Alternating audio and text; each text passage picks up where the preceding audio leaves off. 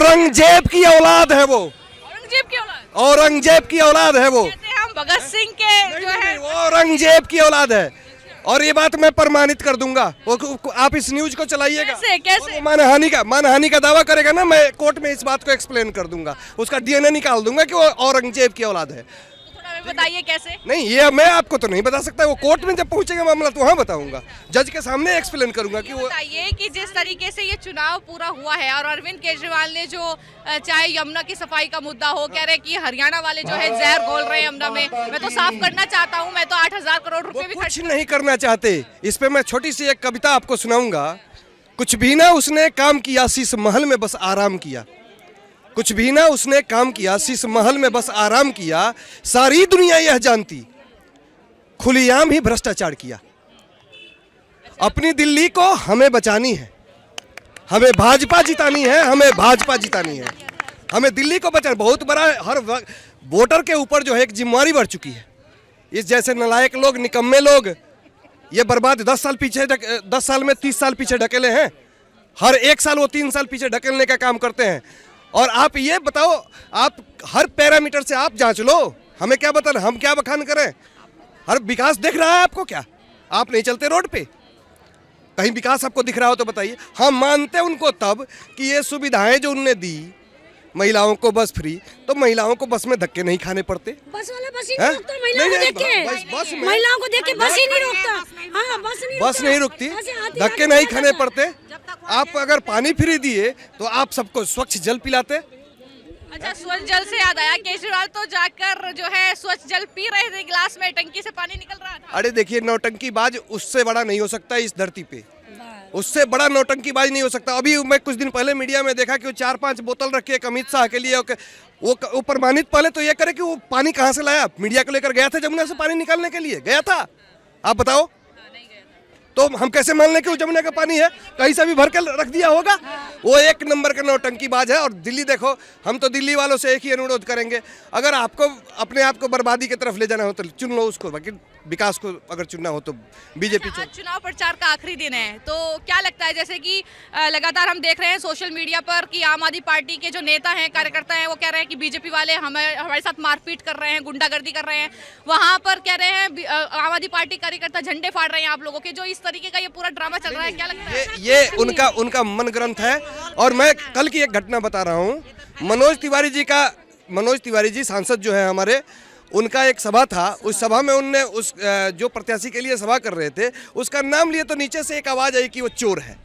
जब उस लड़के को पकड़ा गया तो उसके पॉकेट से आम आदमी का पार्टी का पर्चा, पटका, सब कुछ मिला। अपने लोगों को लेके पहुंच रहे हैं। तो वो जो है इस तरीके का षड्यंत्र वो खुद कर सकते हैं। हम लोग ऐसे आदमी नहीं है, हम लोग बहुत स्वच्छ आदमी हैं और कर्मठ आदमी है। काम करने वाली हम लोग राजनीति करते हैं, और हम लोग जो कहते हैं वो करके दिखाते हैं। हम भाजपा हैं। अच्छा, जो कहते हैं करके दिखाते हैं, आपने कहा तो केजरीवाल जो मैनिफेस्टो को लेकर बवाल हुआ, केजरीवाल कह रहे हैं केजरीवाल की गारंटी है, और बीजेपी जो कहती है वो तो सिर्फ ढकोचला है। हाँ, केजरीवाल भाई वो तो अवतारी पुरुष है ना। केजरीवाल बहुत बड़े नमूना तो पैदा हुए हैं ना इस धरती पे। 10 साल से दिखा दिए ना, सुविधा को जो बढ़ाए हैं बहुत ना। देखिए, जो उनको काम करने आता ही नहीं है, पढ़े लिखे होने से क्या बात। मैं अगर वो मुझसे डिबेट करें तो मैं उनको पछाड़ दूंगा। अगर वो मुझसे, मैं एक आम नागरिक हूँ, जनना पॉलिटिक्स में कोई किसी पद पे हूँ, मैं उनसे डिबेट करूंगा तो उनको बोलती बंद कर दूंगा। तो हमारे बाकी लीडर कार्यकर्ता की तो छोड़िए। क्या नाम है भैया? शिवमूर्त यादव। यादव जी यहीं पे रहते हैं? हाँ जी, यहीं रहते हैं। कितना बदलाव आया है आपकी विधानसभा में?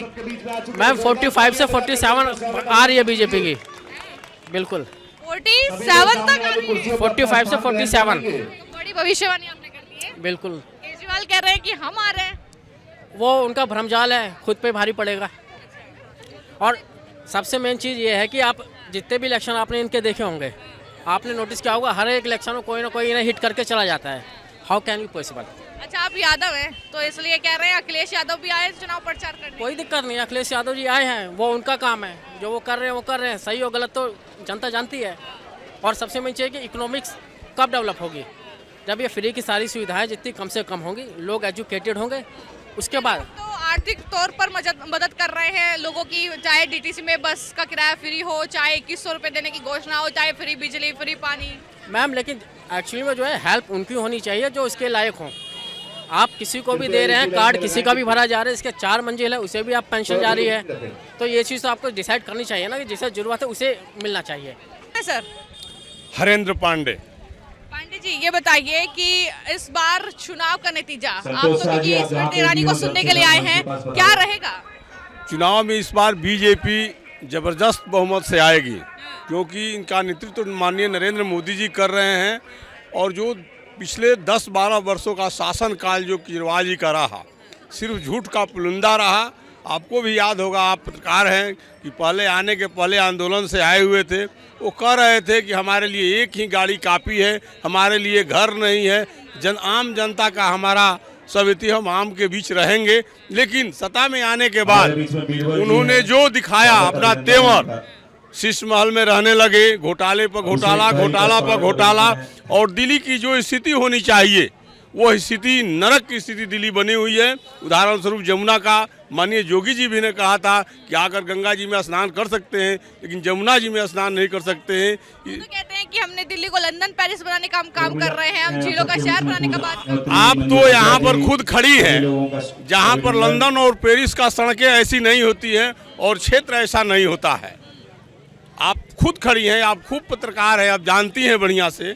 और जो जिसका नेतृत्व माननीय नरेंद्र मोदी जी कर रहे हैं, पूरे विश्व स्तर पर उनका नाम रोशन हो रहा है, भारत का नाम बढ़ रहा है। और जहाँ जहाँ भाजपा की सरकारें हैं, बगल में उत्तर प्रदेश है, हरियाणा है, मध्य प्रदेश है, वहाँ की स्थिति जाकर देखिए और दिल्ली की स्थिति जाकर देखिए। तो आप इस जो विधानसभा क्षेत्र से बीजेपी को समर्थन देंगे? जी, बीजेपी को ही समर्थन मिलेगा और पूरे दिल्ली में बीजेपी भारी बहुमत से जीतेगी। अच्छा, क्या नाम है मैम? प्रीति नाग।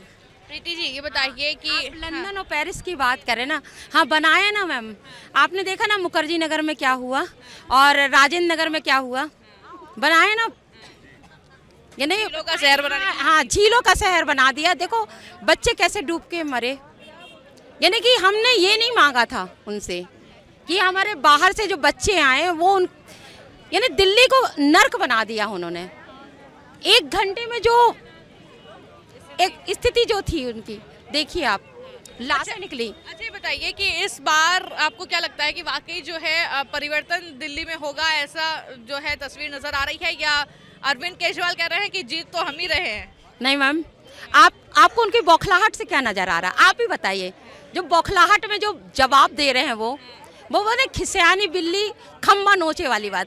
आपने स्टेटमेंट उनके सुने होंगे कि यमुना में जहर मिला दिया।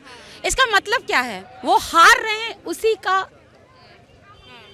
जो है ना, इस वजह से इस टाइप के स्टेटमेंट वो हार रहे हैं मैम। अच्छा, ये बताइए, प्रचार का आखिरी दिन है आज, तो किस तरह की जो तैयारी है, क्या लगता है कि बीजेपी उतना दम दिखा पाएगी प्रचार में कि आप कह रही हैं कि बीजेपी इस बार जीतेगी, परिवर्तन दिल्ली में होगा? बिल्कुल मैम, मैं कर रही हूँ, जो प्रचार कर रही हूँ तो, और मैं गोपनीय तरीके से कर रही हूँ। मैं पार्कों में चली जाती हूँ, बिना इसके बीजेपी का कुछ भी नहीं लगाती हूँ, बस ऐसी चर्चा शुरू कर देती हूँ, बैठती हूँ। तो वाकई में उन्होंने, लोग पब्लिक बोल रहे हैं कि हमने 10 साल इनको दिया, अब इनको 5 साल देंगे, क्योंकि वो हमेशा एलजी हमको ये नहीं करने देते, एलजी हमको वो नहीं करने देते। फिर ये 5 साल बाद फिर हम इनको बिठा लेंगे, फिर यही बोलेंगे। तो भाई शीश महल बनाते समय एलजी ने हाथ नहीं रोका, हर फाइल पास हुई, हर फाइल पास। जनता के कार्य के लिए एलजी हाथ रोकता है इनका।